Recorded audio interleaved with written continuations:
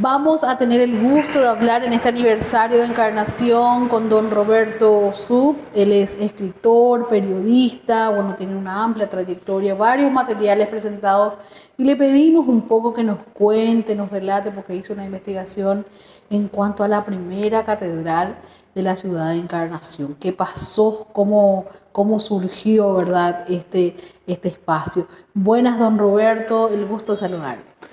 Sí, buenas tardes o buenos días, depende cuándo me estén viendo o no se estén viendo. Es un gusto estar en este espacio, como también hablar sobre este tema apasionante que es la religión, las iglesias y en este caso la Catedral Católica de Encarnación. ¿Cómo fue que inició esto? Hay una historia que poco se conoce y que usted, bueno, cuenta en parte lo que es los libros que escribió, ¿verdad? Bueno, yo creo que hay que hacer un relato un poco más amplio y situado en el contexto de las cosas. Cuando se funda Encarnación, pues no hay necesidad de una catedral ni de una infraestructura, de un edificio, de una iglesia grande, porque no hay población. Son poquísimos indígenas que había. Después, en la medida que Encarnación se iba poblando, podemos decir recién 100 años después de la fundación de Encarnación, casualmente en el año 1724, hace 300 años atrás, se inauguró un santuario en la Plaza de Armas. Hace 300 años ahora. Bien, ese santuario obviamente fue un espacio santuario, no fue ningún templo, ninguna cosa grande. Luego, en 1948, se construyó, digamos, una iglesia bastante grande, también frente a lo que hoy sería la Plaza de Armas. Sin embargo, esa iglesia, 1848, años después entramos en la guerra de la Triple Alianza. Y esa iglesia duró solamente 36 años, debido a que una de las columnas de esa iglesia, una iglesia bastante grande, toda de madera, una de las columnas cedió con... Algunas hipótesis plantean que se quemó, hubo un incendio, una de las columnas, otros que se deterioró la madera, pero es muy difícil que sea año, 36 años después. De manera que en 1884 se destruyó, se demolió esa iglesia. Que está ubicada, para precisarnos, ahí donde es la Inmaculada ahora. Exactamente. Al costado sería. Al costado más enfrente sería. Ahí donde está Inmaculada era toda la base militar, digamos, en toda la época de la previa a la Triple Alianza, ¿verdad? Sí. Entonces, esa iglesia que se construyó ahí, un gran esfuerzo, sin embargo, no duró mucho debido a la Triple Alianza y que sucedió algo ahí en esa iglesia que no duró mucho. Bien, entonces vamos del 1884 a 1900, que básicamente Encarnación no tiene ningún sitio específico firme y amplio para las misas. 1900 se construye una capilla en la calle Juan León Mallorquín y Cabañas. Una capilla modesta, pequeña, ¿verdad? Sin embargo, esa capilla ocurre algo extraño, poco usual, que se dice que dentro del púlpito, dentro del área de fondo de la iglesia, habían explosivos. Y eso explotó y reventó toda la capilla, se destruyó absolutamente todo. Bueno, la hipótesis no es que la iglesia hacía sabotaje, tenía dinamita para eso, sino que es muy probable que tenían algún proyecto de construcción de la iglesia, por lo tanto necesitaban piedra, y para sacar la piedra se utilizaba mucho la dinamita. Entonces, es probable que esa dinamita estaba en alguna bodega sí, esa capilla era pequeña, y cuando explotó esa dinamita por alguna razón desconocida, voló todo. De manera que otra vez no se tiene nada a partir de esa fecha.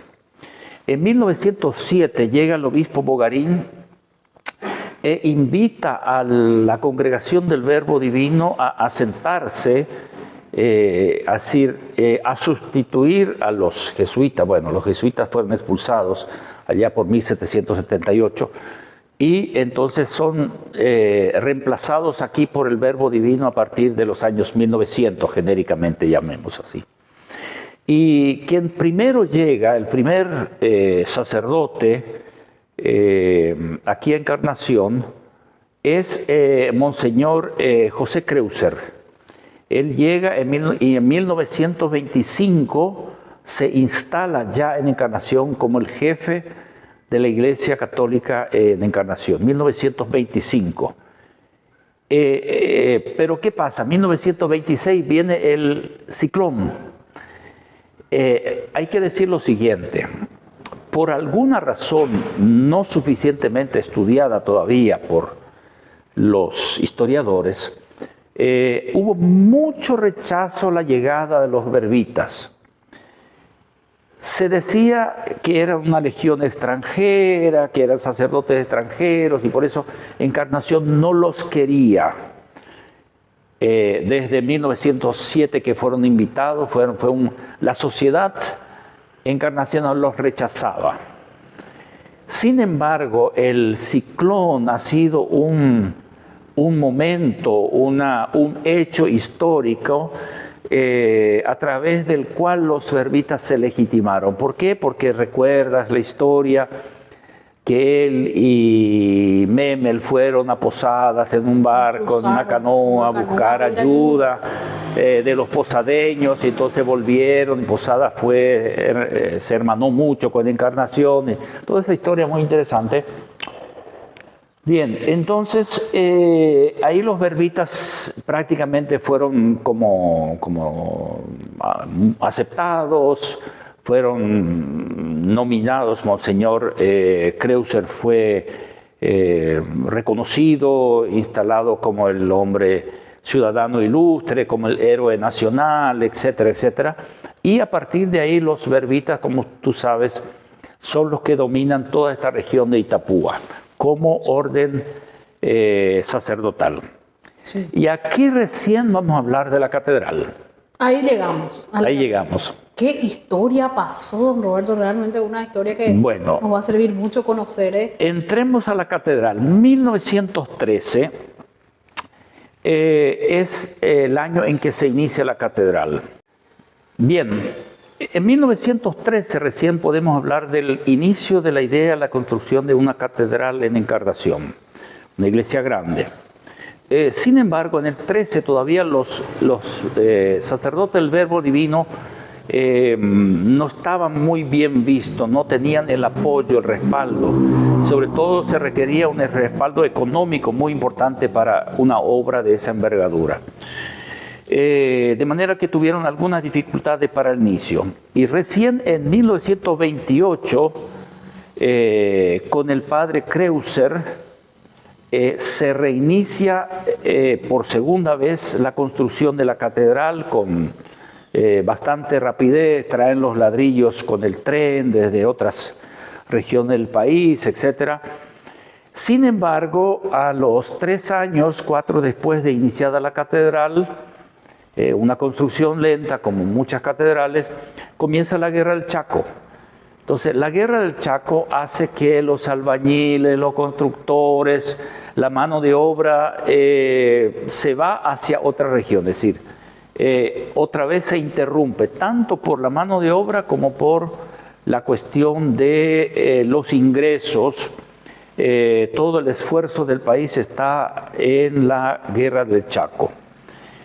Bien, entonces esa interrupción del 1932 al 38 hace que la construcción sea sumamente lenta, Termina la guerra en el 35, se retoma la catedral y se termina de construir en los 3 años siguientes, 1938. Ya prácticamente se termina la catedral, pero sin las torres que tiene actualmente. Simplemente la parte se llega hasta el techo, se tiene toda la arquitectura o el diseño para las torres, pero no se construyen las torres porque ese es un trabajo adicional. 1938 se construye esta catedral y se inaugura. ¿Todo de material era? Sí, todo de material. Los materiales que tenemos hoy, de esos materiales, un estilo románico, así como lo ves hoy por dentro y por fuera, lo que es la nave de la iglesia, 1938.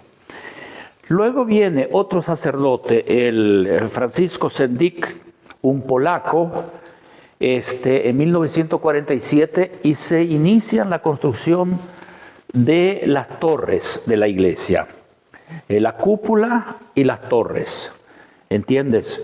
Eso le lleva otra vez unos cuantos años, hasta que podemos decir que, tal como lo vemos, la fachada, el frente de la actual Catedral de Encarnación, se termina el 21 de febrero de 1957 y se asciende a Catedral, ¿verdad?, de Encarnación. 1957 recién esta ciudad obtuvo su rango de catedral. Ahora, hay una cosa interesante en la cuestión sociológica, vamos a tocar aquí. Mira, casi en ninguna ciudad de Paraguay o de Sudamérica o España existe una catedral y frente a la catedral no está la plaza o no están cualquiera de los poderes. Mira, la catedral simplemente mira hacia el río desde una zona bastante alta, casi intermedia entre la zona alta y baja de Encarnación, y no es usual el lugar para una catedral católica donde está la Catedral de Encarnación. Ahora, ¿qué es lo que hay de fondo ahí?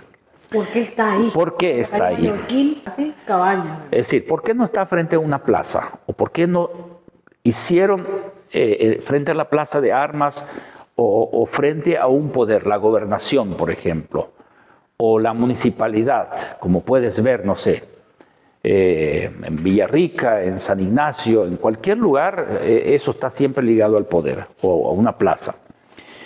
Resulta que Encarnación hay que verlo como Encarnación de los 1900, 920, 30, hay que ver que hay como 2 encarnaciones diferentes.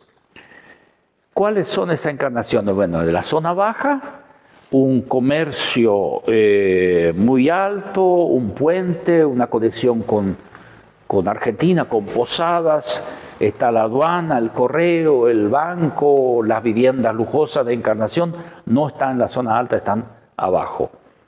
El comercio de los extranjeros, italianos, árabes y de otras nacionalidades que llegaron y eran muy fuertes aquí en la zona baja de Encarnación, ellos querían que la catedral se haga en la zona baja. Y tenés la zona alta, que era una zona mucho más pobre, no muy poblada en ese tiempo tampoco, no tenía el desarrollo que tiene ahora.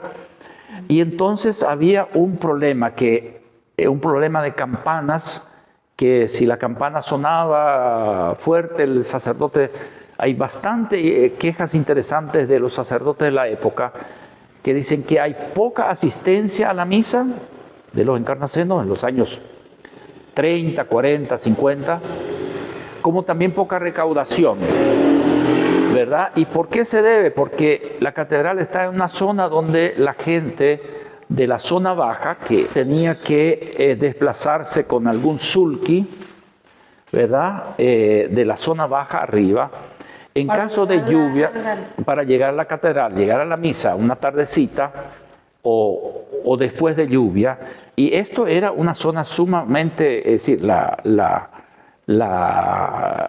altura, la parte alta y baja de Encarnación, había una desconexión debido a los deslaves, los caminos que se deterioraran fácilmente, la erosión, etcétera, etcétera. No era sencillo subir.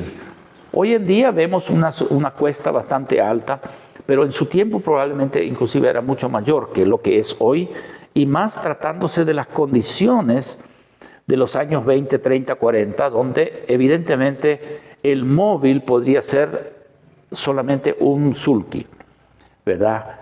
Entonces, o un carumbé llamado en Encarnación, que surge un poco debido a esa cuestión. Bien, entonces, por mucho tiempo Encarnación estaba en esa encrucijada de dónde hacemos, con los ricos o con los pobres. Y por eso la catedral está en una zona intermedia. Está realmente casi en la zona alta, pero tiende a mirar hacia la zona baja, un poco mirando a donde está el comercio, la zona de donde venía la riqueza de la ciudad, etcétera, pero ubicada en la parte semi-alta, ¿verdad? O sea, que está más cerca de la población más pobre. Entonces, esa cuestión es muy importante destacar porque fue también tal vez objeto por la cual mucho tiempo Encarnación no tenía catedral. Es decir, estamos hablando de una ciudad de 409 años y a los 300 años no tenía catedral, frente a otras ciudades, no sé, de cualquier otro país, donde sí a los 300 años o en mucho menos ya tenía una iglesia grandísima situada y construida en esa ciudad, cosa que Encarnación, debido a esas luchas, no tenía aquello. Bien, entonces, la catedral en ese tiempo, cuando fue inaugurada, todavía dependía del obispado de Villarrica, ¿sí?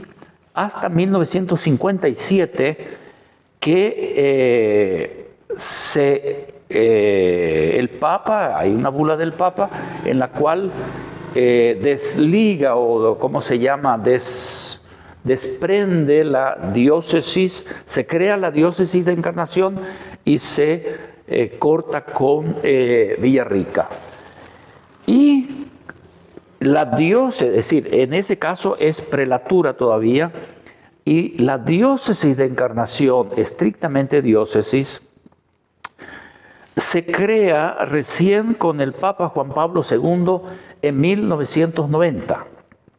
Sí, hasta 1990 esto era prelatura y hasta 1957 era dependiente de Villarrica. Entonces hay todo un proceso histórico en la cual se observa la conformación, el ascenso, el grado, en la medida que crece la población, crece también el rango y el estatus de la iglesia en los territorios antiguamente españoles o independientes en este momento, ¿verdad?, de América Latina. Escuché una historia de que la madera de la iglesia fue llevada para un puente. ¿En qué tiempo pasó eso? Bueno, como dijimos que la iglesia fue demolida más o menos, o fue afectada por la guerra de la Triple Alianza, y que fue prácticamente demolida en 1884. Entonces, restos de la madera de la iglesia fueron llevados para un puente en lo que es el arroyo Caraguatá, para hacer una conexión con Carne del Paraná o hacia Asunción. Es decir, esos postes, columnas, se cree que han sido utilizadas en la construcción de ese puente. Mensaje para Encarnación, por favor, en este 409 aniversario. Creo que ha dejado mucho su aporte también de diferentes momentos que se vivieron aquí como ciudad, don Roberto? Bueno, yo creo que Encarnación necesita ser más estudiada. Es decir, aquí hay muchas historias, muchos enigmas, mucha riqueza que no se aflora, sus ciudadanos no conocen, y que es importante que el encarnaceno sepa más de la ciudad en que vive, aprecie más y valore más la historia de esta ciudad. Y para ello los invito a conocer la poca literatura que ya hay sobre esta ciudad, como también a los jóvenes a buscar nuevas fuentes o recurrir a las fuentes que existen para interpretar los hechos históricos que han acaecido en esta ciudad en el tiempo, en el largo tiempo de la historia que tiene Encarnación.